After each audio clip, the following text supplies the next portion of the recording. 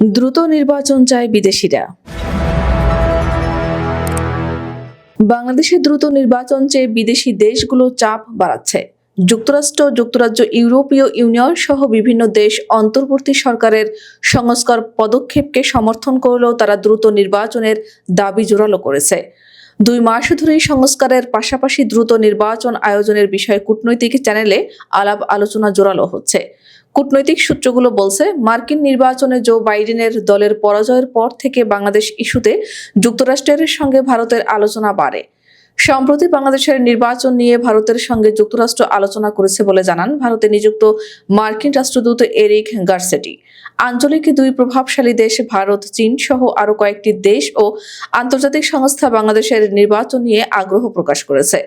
নির্বাচনে কারিগরি সহায়তা দেওয়ার বিষয়ে জাতিসংঘ উন্নয়ন কর্মসূচি বাংলাদেশে কাজ শুরু করেছে। ইউএনডিপির একটি প্রতিনিধি দল এ বিষয়ে গত মঙ্গলবার নির্বাচন কমিশন ও পররাষ্ট্র মন্ত্রণালয়ে বৈঠক করেছে। বিএনপি ও সমমনা দলগুলোর দাবির প্রেক্ষিতে আন্তর্জাতিক মহল দ্রুত নির্বাচনের প্রয়োজনীয়তার উপর জোর দিচ্ছে।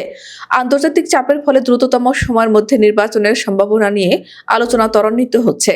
উল্লেখ্য, ভারত ও যুক্তরাষ্ট্র যত দ্রুত সম্ভব বাংলাদেশের নির্বাচন দেখতে চায় বলে মন্তব্য করেছেন ভারতে নিযুক্ত মার্কিন রাষ্ট্রদূত এরিক গারসেটি।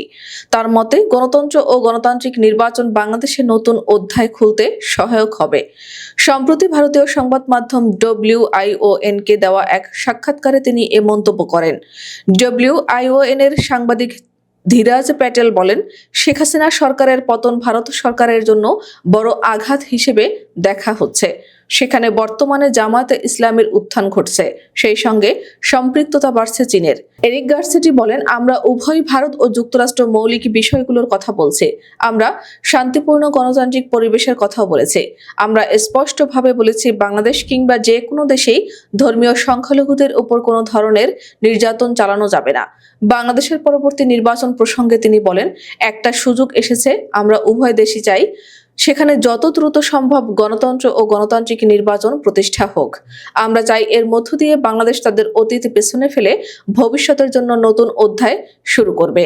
অতীত সম্পর্ক নিয়ে ভাবার সময় এটি নয়, বরং যুক্তরাষ্ট্র ও ভারত একসঙ্গে কি করতে পারে তা নিয়ে ভাবতে হবে।